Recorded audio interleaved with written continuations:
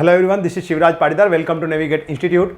हम यहाँ पर व्यापम के प्रीवियस ईयर क्वेश्चन सॉल्व कर रहे हैं नॉन टेक में, और नॉन टेक में जो हमने सब्जेक्ट उठाया है वो आपका अभी मैथमेटिक्स। तो मैथमेटिक्स में अभी हम देख रहे हैं 8 जुलाई 2017 में सेकंड शिफ्ट में जो आपसे क्वेश्चन पूछे थे उनका हम सॉल्यूशंस देखेंगे। अगर आप एसएससी जेई की या व्यापम की क्लासेस या टेस्ट सीरीज ज्वाइन करना चाहते हैं ऑनलाइन या फिर ऑफलाइन, तो आप कॉन्टैक्ट नंबर दिए गए हैं, उन कॉन्टैक्ट पर आप कॉल कर सकते हैं। क्वेश्चन देखते हैं कि क्वेश्चन आपका पहले आपसे क्या पूछा गया था। तो पहला क्वेश्चन आपसे पूछा गया था मैथमेटिक्स में कि value of x in 7 to the power x minus 2 divided by 7 to the power 3 equal to करनी roots 5 7 to 7 to the power 10। इसको हमको सॉल्व करना और x की वैल्यू फाइंड आउट करके बताना है। तो करते हैं, देखिए 7 to the power x minus 2 divided by 7 to the power 3 is equal to 7 to the power 10, और इसको हम 1/5 भी लिख सकते हैं। क्लियर है? जो शर्ट्स हैं या आपकी जो रूट्स हैं उस रूट में से आप पावर बाहर निकालेंगे तो वो 1 में चली जाती है। तो यहाँ पर कितना हो जाएगा 7 to the power x minus 2, इसको हम क्या लिख सकते हैं इंटू 1/7 टू द पावर 3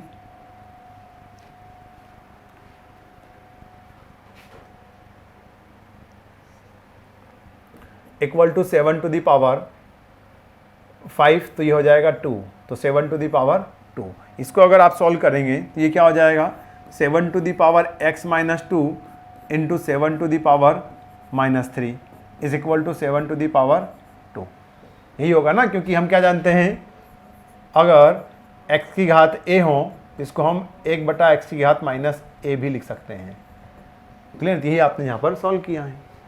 अब अगर इसको सॉल्व करें आप, गुणांक में घातें जुड़ती हैं, यही बोला है ना, गुणांक में घातें जुड़ती हैं, तो आप जोड़ दोगे तो क्या हो जाएगा 7 to the power x minus 2 minus 3 equal to 7 to the power 2।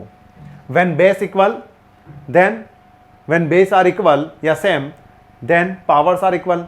तो हम क्या कर देंगे, अगर आधार समान तो घातें समान, तो हम इसको क्या कर देंगे, इक्वेट कर देंगे। तो इक्वेट किया तो ये हो जाएगा -5 इज इक्वल टू 2। तो x की वैल्यू कितनी आएगी गाइस हमारी 7। x कितना आएगा हमारा 7, तो x की पावर कितनी होगी, मतलब ये x वैल्यू है वो आपका 7 के बराबर होगा। तो ऑप्शन नंबर 3 हमारा सही हो जाएगा। क्लियर है? नेक्स्ट क्वेश्चन पर अगर हम मूव करें तो क्या पूछा था आपसे कि if the curved surface area of right circular cylinder of height 8 centimetre is 96 square centimetre उसका सरफेस एरिया है, then its radius will be. यदि 8 सेंटीमीटर ऊंचे एक लंबवृत्तीय बेलन का वक्र पृष्ठीय क्षेत्रफल 96 पाई स्क्वायर सेंटीमीटर है तो इसकी त्रिज्या क्या होगी ये बताइए। तो बता देते हैं। तो मान लीजिए कि ये सिलेंडर बना दिया आपने,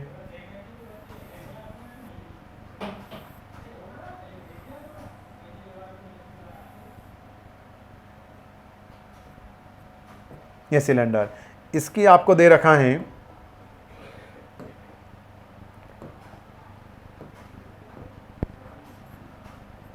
हाइट h, और आपसे पूछ क्या रहा है कि ये r कितना है।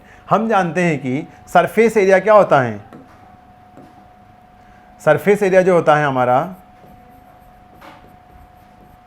Surface area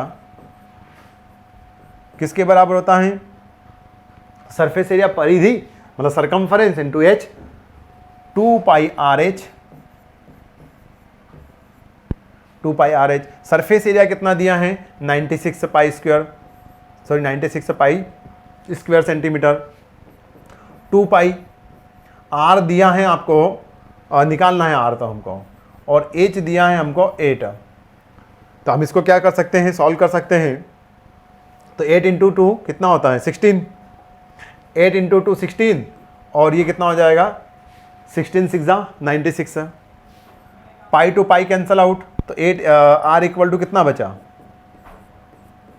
6 centimetre. तो रेडियस ऑफ सिलेंडर, उस राइट सिलेंडर की जो रेडियस रहेगी वो कितना रहेगी हमारी 6 सेंटीमीटर। मतलब ऑप्शन नंबर फोर्थ आपका सही था यहाँ पर।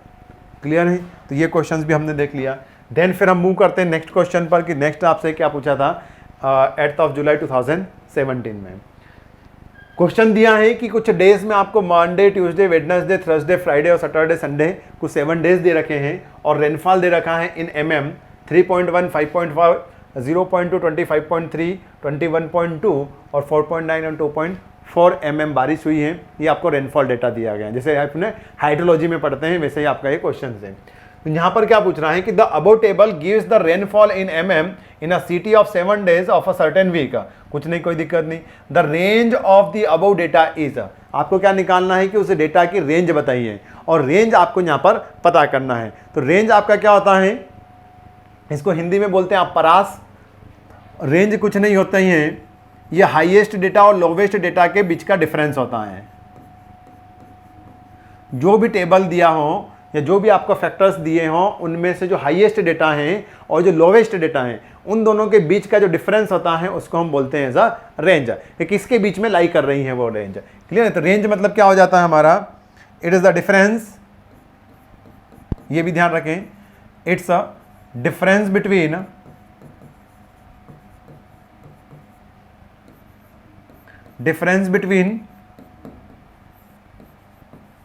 Highest and lowest data. जो भी आपको टेबल में दिया हो उसमें से आपका हाईएस्ट डेटा और लोवेस्ट डेटा के बीच का डिफरेंस होता है रेंज। तो हम निकाल लेंगे फिर यहाँ पर हमारी रेंज। तो रेंज क्या हो जाएगी,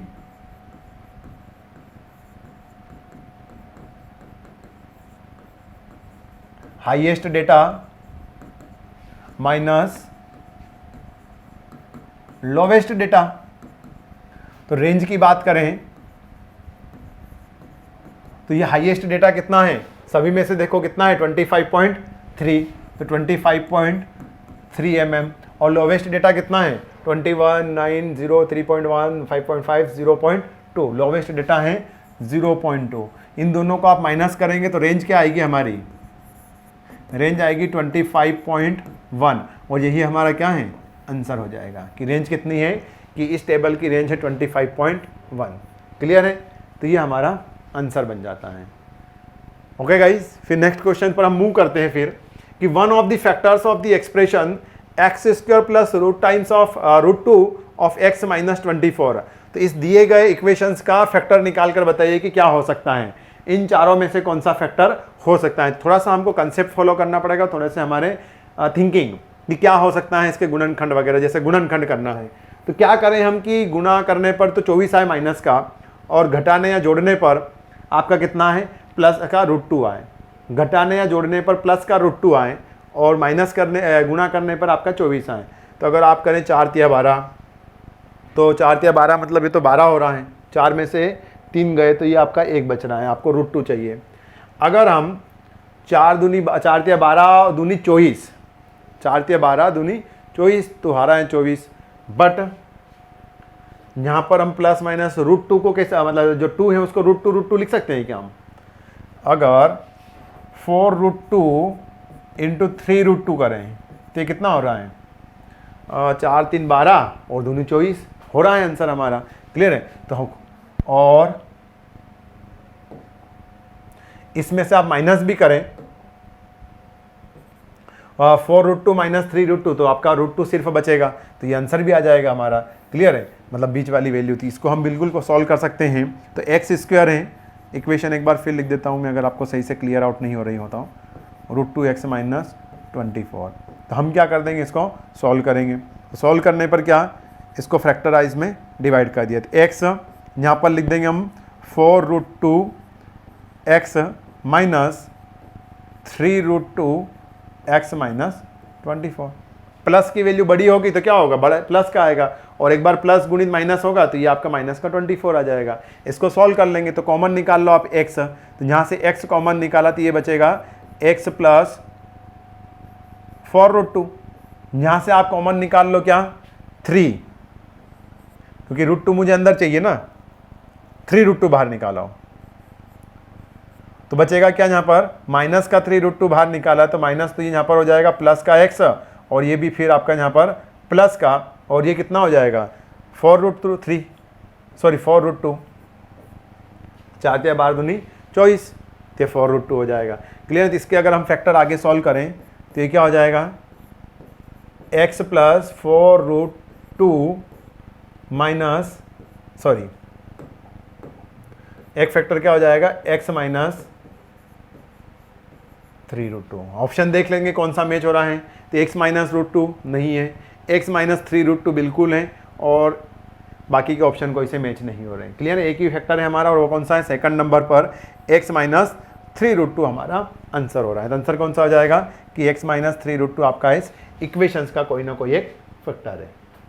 नेक्स्ट क्वेश्चन पर फिर हम मूव करें तो क्या पूछा था आपसे कि in a parallelogram ABCD if angle A is equal to 4/5 of angle B then find angle C। एक समांतर चतुर्भुज है, उस समांतर चतुर्भुज में आपको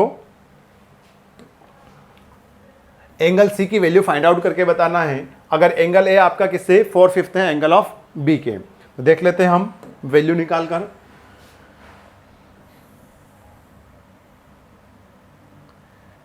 ये एक आपका पैरेललोग्राम है,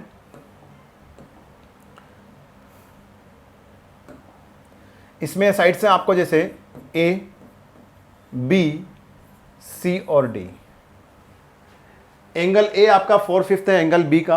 अब थोड़ा सा अगर गाइस हम देखें इसको प्रोजेक्ट करते हुए, इस एंगल को या इस लाइन को आप थोड़ा सा AB लाइन को थोड़ा सा प्रोजेक्ट करें आगे, एक्सटेंड करें, तो ये वाला जो एंगल बन रहा है एक्सटीरियर एंगल ऑफ A, ये वाला जो एंगल है एक्सटीरियर एंगल, ये आपका कहीं ना कहीं इस एंगल B से क्या है, इक्विवेलेंट है या नहीं है। हमने पढ़ा है अल्टरनेट एंगल प्रिंसिपल।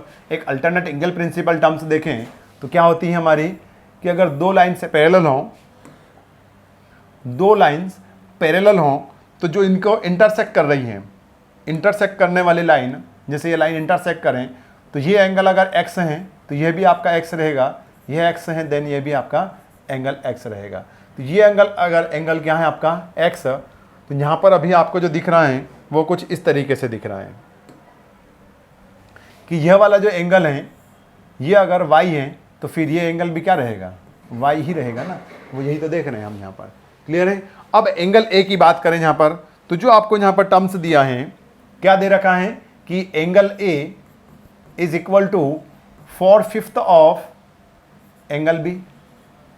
क्लियर है। तो इसीलिए जब आप क्वेश्चंस पढ़ते हैं या टर्म्स पढ़ते हैं तो आपसे क्या लिखा रहता है कि एक ही साइड के एंगल E और एंगल B, इनका समेशन कितना होता है, 180 डिग्री के बराबर होता है। अब आप खुद बता सकते हो कि ये एंगल जो इंटीरियर एंगल है आपका A, ये वाला एंगल इसको मान ले जैसे थीटा, तो ये थीटा और ये वाला जो एंगल है इसको मान ले हम x, तो x प्लस थीटा किसके बराबर है हमारा, x प्लस थीटा 180 डिग्री के बराबर है। बस इसको हम यहाँ पर सॉल्व कर लेंगे। तो कैसे सॉल्व करेंगे आप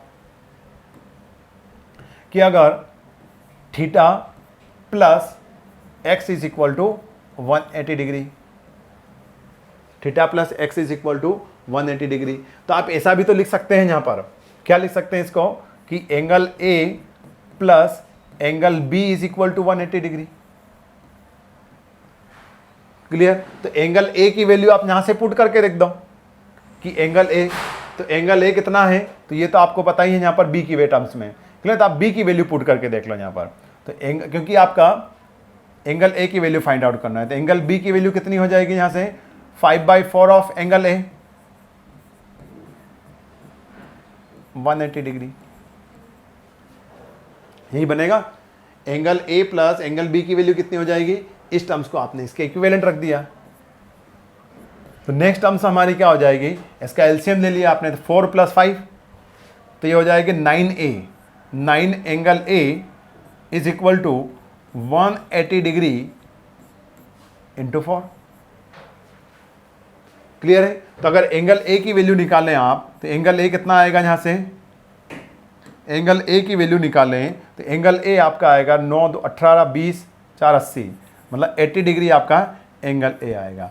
अब थोड़ा सा और देखें आप, तो सम्मुख कोण क्या होते हैं इसके, सामने के कोण, तो जो सम्मुख कोण रहेंगे वो क्या होंगे आपके, बराबर रहेंगे। अगर ये थीटा है तो ये भी कितना रहेगा, थीटा। तो कोण C is equal to angle A, तो एंगल C कितना हो जाएगा आपका 80 डिग्री के इक्विवेलेंट। क्लियर है ये टर्म्स भी हमको? तो आंसर क्या हो जाएगा गाइस हमारा? आंसर हो जाएगा हमारा कि 80 डिग्री आंसर रहेगा। एंगल ये कितना है? 80 डिग्री। क्लियर है? देन फिर हम नेक्स्ट क्वेश्चन पर मूव करें तो आपसे क्या बोल रहा है वो कि सिंप्लीफाई दैट टर्म। कौन सी terms? 2/7 to the power -3 to the power 1/2 to the whole power -4 divided by 4/49। 4/49। तो इसको आपको सॉल्व करना है। तो इसको क्या सॉल्व करेंगे? तो देखिए आप 2/7 to the power -3 into power की पावर हो तो गुणांक में घाते क्या हो जाती है? मतलब पावर की पावर तो वो जैसे यहां पे साइड में लिख देते हैं formula, x to the power m की पावर n हो तो ये क्या हो जाएगा? x to the power m into n। तो यहां पर भी कुछ ऐसा ही बनेगा। तो ये कितना हो जाएगा? 1/2 की भी पावर तो ये बन जाएगा -4 और -3। -3 1/2 -4 और ये डिवाइडेड बाय कितना हो जाएगा? इसको हम ऐसा भी लिख सकते हैं 2 टू दी पावर 7 का स्क्वायर। इसको आगे सॉल्व करें हम तो आगे सॉल्व करने पर क्या बनेगा? ये टर्म्स 2 टू दी पावर 4 मतलब कितना बचेगा? 2 और वो भी माइनस का 2 -3 प्लस का 6 बन जाएगा। तो 2/7 की घात प्लस का 6 और ये हो जाएगा भागित में 2/7। इसको हम थोड़ा सा और चेंजेस करें तो क्या चेंजेस करें? भागित को कर देते हैं भाग। तो ये क्या हो जाएगी टर्म्स हमारी? अगर आप यहां पर मल्टीप्लाई कर दें तो ये टर्म्स ऐसा हो जाएगा 2/7 टू दी पावर -2। भागित मतलब क्या है? 1/2/7 1/2/7 हो जाएगा। तो 2/7 वापस ऊपर जाएगा तो क्या हो जाएगा? इसकी पावर -2 हो जाएगा। तो अब इसको क्या करेंगे? गुणांक में घातें जुड़ती हैं तो ये जोड़ दिया हमने। तो 2/7 की घात 6 गुणांक में घातें जुड़ती हैं तो 6 प्लस -2 तो -2 तो कितना हो जाएगा? यह 4। कितना हो जाएगा? 4। तो आंसर क्या आ जाएगा हमारा? 2/7 टू दी होल पावर 4। इस टर्म्स में हमने क्यों सॉल्व किया? क्योंकि हमारे सारे ऑप्शंस में क्या आ रहा था कि 2 दी पावर 7 में ही टर्म्स आपको सॉल्व किए गए। तो ऑप्शन कौन सा सही हो रहा है हमारा? फर्स्ट ऑप्शन कि 2/7 to the whole power 4। Clear है? देन फिर हम नेक्स्ट क्वेश्चन पर मूव करें तो क्या पूछा था देखते हैं कि in election a candidate got 75% of the total valid votes. एक कैंडिडेट को जितने भी वोट पड़े हैं उसमें जितने भी वैलिड वोट हैं उसको कितना 75% मिला। कितना मिला है गाइस उसको? 75%।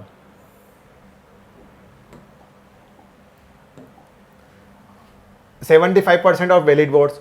12% of total votes were declared invalid.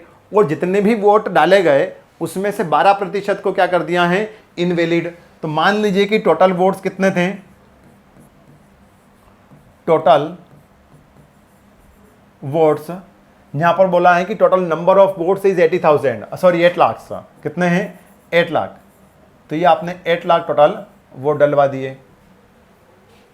Then the number of valid votes polled in favour of the candidate.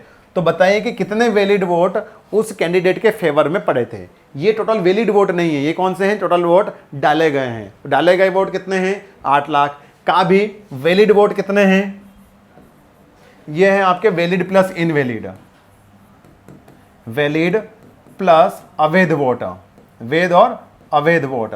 तो अवैध वोट कितने थे कि जो भी डले हैं उसका 12%। तो इसका 12% क्या है? अवैध वोट है। तो वैलिड वोट कितने हैं? Valid votes is equal to कितने हो जाएंगे? 8 लाख का 88%। और 88% ही रहेंगे ना तो डिवाइडेड बाय 100। 12% इनवैलिड है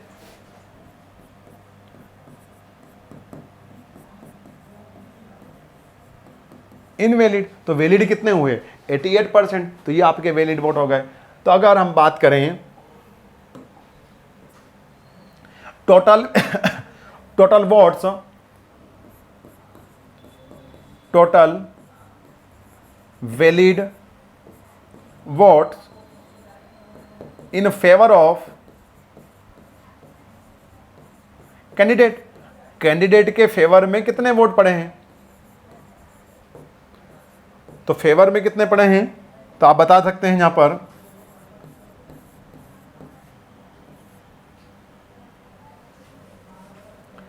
कि जो 88% है उसका भी मतलब ये क्या है, क्या लिखा है कि 75% ऑफ टोटल वैलिड वोट्स। तो टोटल वैलिड वोट्स का कितना,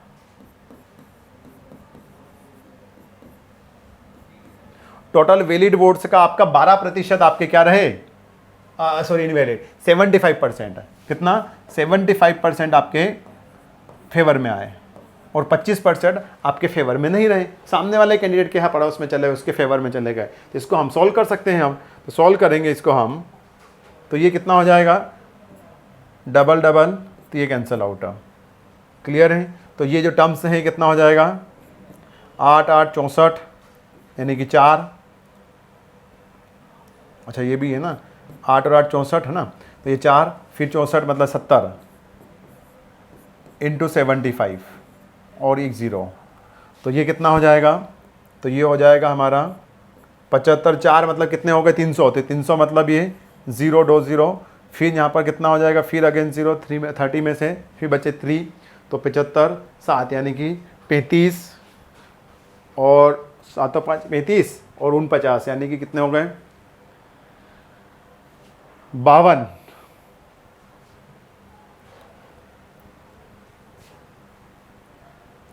कितने हो गए 52 और 8, 7 5 35 और 3 बचे थे 8 और ये 49 और ये कितने हो गए 4, सॉरी 3, तो ये हो गए आपके 52। तो 52,800 आपके क्या रहे वैलिड वोट्स रहे जो हमारे फेवर में रहे कैंडिडेट के फेवर में जितने वोट रहे, कितने 52,800 आपको वोट मिले, सॉरी हाँ 52,000 5,28,000 5,28,000 हमको वैलिड वोट मिले। नेक्स्ट क्वेश्चन पर भी हम बढ़े तो क्या बोला है कि Jaya took a loan 25,000 rupees at the rate of 10% from a bank. एक बैंक से जया ने 25,000 रुपए का लोन लिया 10% के इंटरेस्ट पर, and bought a second hand scooter, उसने खरीदा एक second hand scooter. After 2 years she declared her he cleared her loan, 2 साल में उसने अपना लोन चुका दिया। How much money she would have paid in all, मतलब टोटल उसने कितना अमाउंट पे कर दिया होगा। तो अगर इंस्टॉलमेंट वगैरह कितनी है तो वो तो आपको बताया नहीं है, तो नॉर्मल कैसे आएगा, वो सिंपल इंटरेस्ट की टर्म्स में कितना P into R into T, कितना इंटरेस्ट पे कर दिया होगा और बाकी का उसका चार्जेस। तो इन सिंपल इंटरेस्ट कितना दिया होगा उसने, तो एसआई की बात करें तो P है आपके पास में 25,000, आर है 10%, टाइम पीरियड है आपका कितना, शी पेड इन 2 years, तो 2 साल आपका टाइम पीरियड रहा अपॉन 100, तो ये कैंसल आउट। तो आंसर हमारा क्या बनेगा यहाँ पर, आंसर नहीं एसआई कितना बनेगा, तो एसआई बनेगा आपका 25 दूनी 50 यानी कि 5,000 रुपए। तो टोटल पे कितना किया, टोटल पेड इन 2 year कितना 5,000 और 25,000 आपको वो चुकाना ही है, ब्याज आपने 25,000 पर 5,000 चुका है और बाकी का ये, तो आपने कितने 30,000 रुपए टोटल पे किया होगा। कितना किया है गाइस हमने 30,000 रुपीज टोटल अमाउंट पे किया है। तो ऑप्शन कौन सा है हमारा, फर्स्ट नंबर का ऑप्शन हमारा करेक्ट हो रहा है कि 30,000 रुपीज हमने पे कर दिया है। क्लियर है। नेक्स्ट क्वेश्चन पर मूव करें हम, तो क्या पूछा था आपसे कि x is 15% of y, x का 15% आपके y के बराबर है, sorry x is 15% of y, x जो है y के 15% के बराबर है। तो ये कर दिया हमने x is equal to 15% of y, second क्या बोल रहा है कि y इज 12% ऑफ z, तो y जो है वो 12% है z का। x is equal to 945, x की वैल्यू कितना दिया है मुझे, x दिया है आपको 945। Then z equal to, z क्या रहेगा, तो अगर इस वैल्यू में y की जगह में z की वैल्यू पुट कर दूं तो कर सकते हैं क्या हम, तो बिल्कुल कर सकते हैं। तो आपने क्या कर दिया कि 945 इज इक्वल टू 15/100 का भी y, तो y इक्वल टू कितना है 12/100 इंटू z। तो आप क्या रखो, z को यहीं रखो, बाकी सारी टर्म्स को इधर पुट कर दो। आप अगर इसको कैंसल आउट करें तो कैंसल किससे करेंगे हम इसको, 9 से जैसे, या 15 से ही कर सकते हैं इसको। 15 से कैंसिल किया तो 15 6 90, 15 6 90, देन बचा कितना 4, तो ये कितना होगा 45, तो 15 3 45। नेक्स्ट 3 से कैंसिल आउट कर देती है 4, कितना बचा 4 ही ना, और ये कितना बचा 3 2 6 और 3 1 1 21। फिर इसको अगेन सॉल्व किया तो ये बचा मेरे पास में 25। तो z की वैल्यू कितनी बची, तो z की वैल्यू बची आपकी 25 इंटू 21 इंटू 100। तो z वैल्यू कितना बचा 25, यानी कि 5, 25 2 50, 50 और 2 52, तो 52,500 आपका आंसर है z की वैल्यू। z किसके बराबर है कि 52,500 है हमारा z। कौन सा, ऑप्शन नंबर 4 हमारा करेक्ट हो जाएगा। क्लियर है गाइज हमको यह भी। नेक्स्ट क्वेश्चन पर मूव करते हैं फिर हम। ये बहुत अच्छा क्वेश्चन है। क्या पूछा है कि a number is as much greater than 22 as it is less than 70, then the number is. एक संख्या 22 से जितनी अधिक है 70 से उतनी ही कम है। मान लीजिए कि जो संख्या है वो 22 से कितनी अधिक है, तो मान लीजिए कि वो संख्या अधिक है। अधिक कितनी है, तो मान लीजिए कि x अधिक है, तो कम भी कितनी होगी, x से ही कम होगी। इसका मतलब यही है कि नहीं है, जो संख्या जिससे 22 से जितनी अधिक है उतना ही 70 में से घटा दो तो वो आपकी संख्या निकल जाएगी। यही बोल रहे हैं कि नहीं आप। तो अगर उस संख्या 22 से जितनी अधिक है, तो 22 के साथ में मतलब उस संख्या को जोड़ो तो वो संख्या आएगी, और वो संख्या किसके बराबर होगी कि 70 में से आप उस संख्या को घटा दो, क्योंकि आपने बोला ना 70 से उतनी ही कम है, तो 70 में से उस संख्या को घटा दो, कितना, जितना आप 22 के साथ में जोड़ोगे तो संख्या मिलेगी। दोनों संख्या क्या रहेगी, एक ही संख्या रही है। तो आपसे बोल रहा है कि वो संख्या क्या है, तो संख्या क्या है, तो ये एक से क्या है, कितना अधिक है कितना कम है, वही वाली वैल्यू आएगी। ठीक है, संख्या नहीं है। संख्या तो आपकी क्या रहेगी, जो हमको आगे निकालना है। तब इसको सॉल्व कर लो। तो ये क्या हो जाएगा, माइनस का x इधर आएगा तो ये 2x हो जाएगा, और उधर जाएगा तो ये कितना हो जाएगा 70, तो 50 48। तो ये x कितना हो जाएगा 24। तो ध्यान से देखिएगा, ये संख्या 24 नहीं है। क्या है कि 24 क्या है कि 22 के साथ में जोड़ोगे तो वो संख्या मिलेगी, और 70 से 24 घटा दोगे तो आपको वो संख्या मिलेगी। तो संख्या क्या हो गई, हेंस नंबर इज क्या हो जाएगा आपका 22 + 24 इज इक्वल टू मीन्स 46 आपकी संख्या रहेगी। संख्या कितनी रहेगी गाइस हमारी 46। देख लो आपके ऑप्शन में भी 24 था, तो 24 नहीं है हमारा आंसर। आंसर क्या है हमारा 46। क्लियर, तो संख्या कौन सी होगी 46। आप 70 में से 24 घटाओगे तब भी आपका क्या आएगा 46 से ही आएगा। घटा कर देख लो आप कितना 6 and 7 - 3 अगेन आपका 46।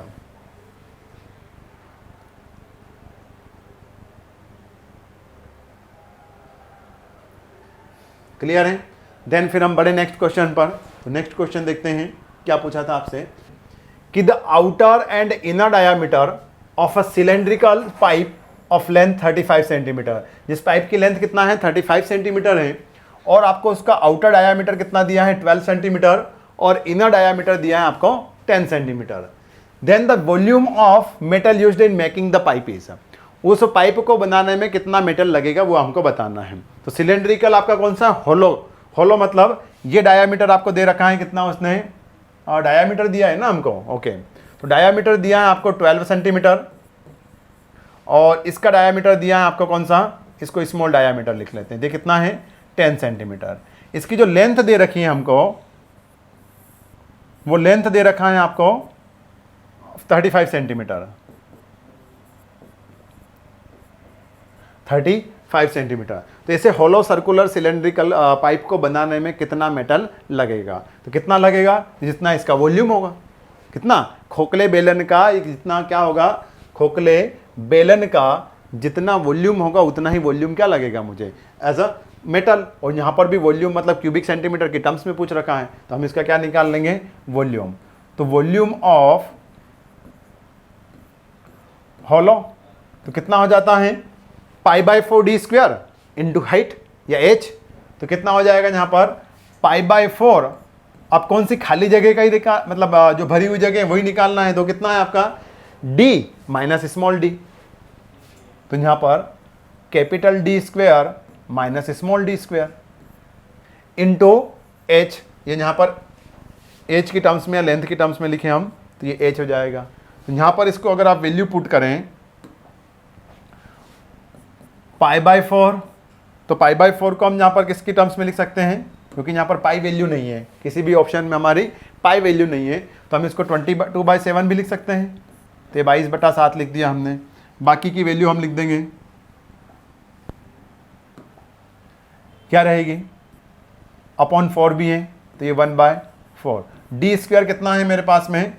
12 का स्क्वायर माइनस 10² और इंटू 35। तो ये 2 से आपका कैंसल होगा, तो ये कितना बचेगा यहाँ पर? 2 और यहाँ पर 11। ये 7 से कैंसल होगा, यहाँ पर कितना बचेगा? 5। तो ये लिख देते हैं। तो 11/2 गुणित 5 और ये बचा 144 माइनस 100। तो यहाँ पर इसको और सॉल्व कर सकते हैं हम। कितना हो जाएगा यह? 11 इंटू 5 इंटू कितना है यह? 44 और 44 डिवाइडेड बाई 2। 44 डिवाइडेड बाई 2 तो मतलब कितना? 44 डिवाइडेड बाय 2, तो ये कितना हो जाएगा हमारा? 22। 11, 5 और ये 22, तो 110। 22 और 5 कितने होंगे? 110। 110 और 11 कितने हो जाएंगे? 121 और 0, तो ये 1210 क्यूबिक सेंटीमीटर मुझे क्या लगेगा? वॉल्यूम लगेगा क्यूबिक सेंटीमीटर। 1210 क्यूबिक सेंटीमीटर मेरा क्या रहेगा? Volume of metal required to form this hollow cylindrical pipe. तो यहाँ पर ऑप्शन नंबर 4 जो है आपका सही हो जाएगा, 1210 क्यूबिक सेंटीमीटर।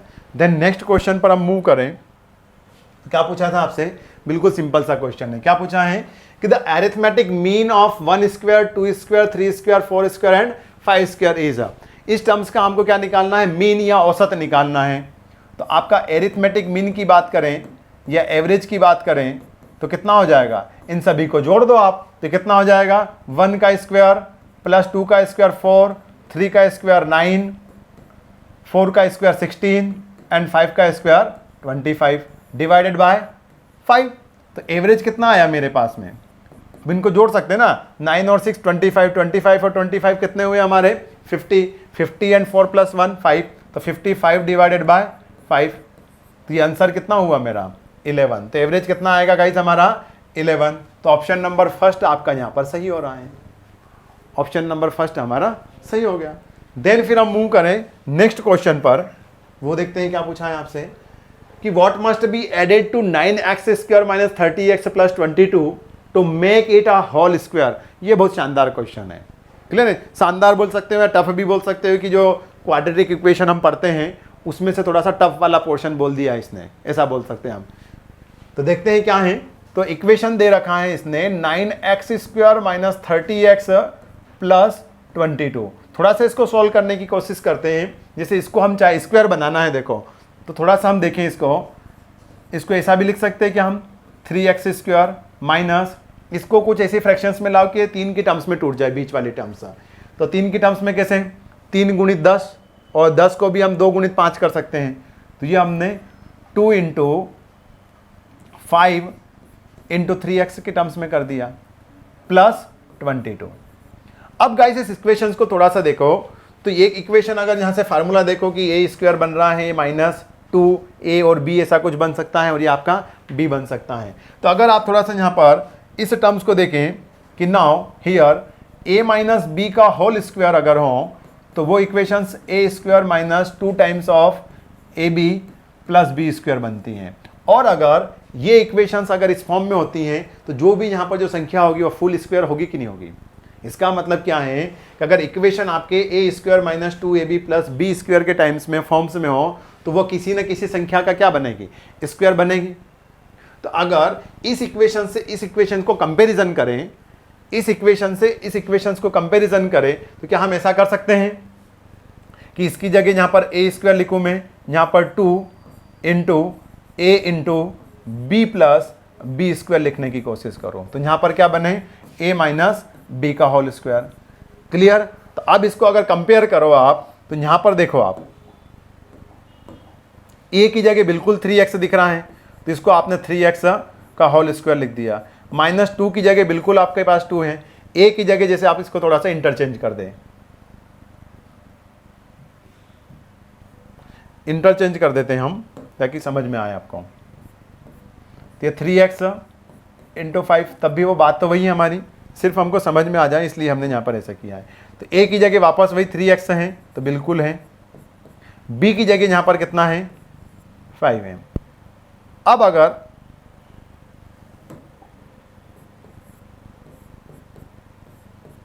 ये टर्म्स हैं तो ये a का स्क्वायर तो बन रहा है आपका 9x स्क्वायर। अब यहाँ पर b का स्क्वायर, तो b की वैल्यू कितना है यहाँ पर आप देखें तो b आपका 5 है। तो अगर आप यहाँ पर b की वैल्यू कितना रखें, B square is equal to कितना आ रहा है तो आप 5 का स्क्वायर। यहां पर देखें तो बी स्क्वायर गिवन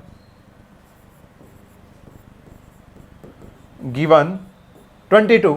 तो आपको यहां पर बी की वैल्यू कितना पुट करें, अगर आप यहां पर आप वैल्यू पुट करें 5 तो 5 स्क्वायर इक्वल टू 22 हो रहा है क्या, नहीं हो रहा है, कितना x ऐड करना पड़ेगा। और यही लिखा है कि एक पूर्ण वर्ग बनाने के लिए 9x square minus 30x plus 22 में कितना जोड़ना आवश्यक है। तो कितना जोड़ोगे 22 प्लस अगर आपको इसको 25 बनाना है, इसको कितना बनाना है 25 बनाना है तो ये कितना होगा 22 धन x।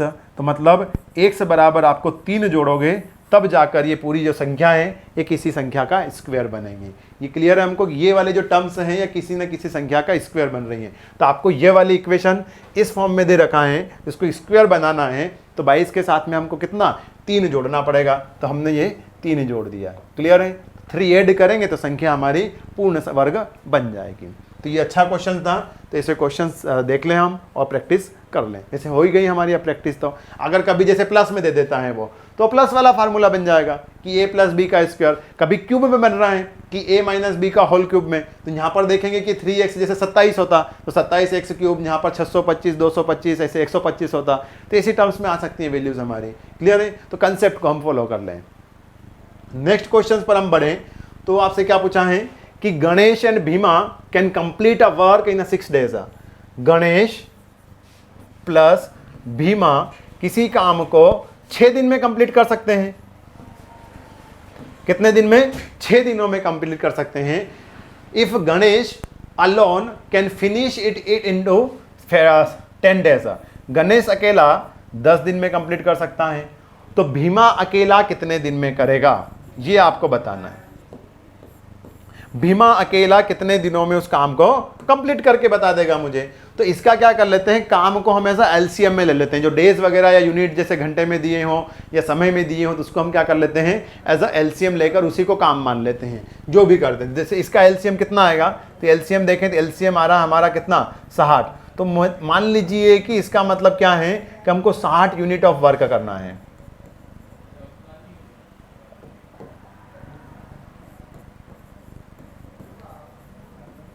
Sixty unit of work करना है। तो अगर आपको 60 यूनिट काम करना है तो मतलब ये बोल रहे हो कि जो ये बंदा है ना आपका, कौन बंदा, कि गणेश और भीमा ये दोनों मिलकर 60 यूनिट कितने दिन में बना रहे हैं, 6 दिन में। जो गणेश है वो अकेला कितने 60 यूनिट कितने दिन में बना रहा है, 10 दिन में। तो 1 यूनिट कितने दिन में, क्योंकि हम ज़्यादातर ये वर्क किस में करते हैं, यूनिट वर्क में कन्वर्ट करके ब्रेकआउट करते हैं। तो आपका 1 days work of 1 days work, तो 1 डेज वर्क की बात करें तो इनका वर्क 1 डे का कितना है, तो ये 1 दिन में कितना करेगा 10 यूनिट पर डे। और ये बंदा कितना करेगा, तो ये करेगा 60 डिवाइडेड बाय 10, मतलब 6 यूनिट पर डे करेगा यह। अरे करेगा कि नहीं? तो गणेश और जो भीम दोनों क्या है, 10 यूनिट एक दिन में कर रहे हैं, गणेश अकेला 6 यूनिट एक दिन में कर रहा है। तो सिर्फ भीम की निकालना हो आपको, तो एक दिन की यूनिट निकाल सकते हैं क्या हम? बिल्कुल। कोरिलेट कैसे करेंगे आप बता सकते हो ना यहाँ पर कि गणेश और भीम में से गणेश को घटा दो, तो ये क्या बनेगा 10 - 6, तो ये यहाँ पर क्या बनेगा कि भीम 6 यूनिट पर डे। अरे हो रहा है कि नहीं हो रहा है? 4 यूनिट पर डे।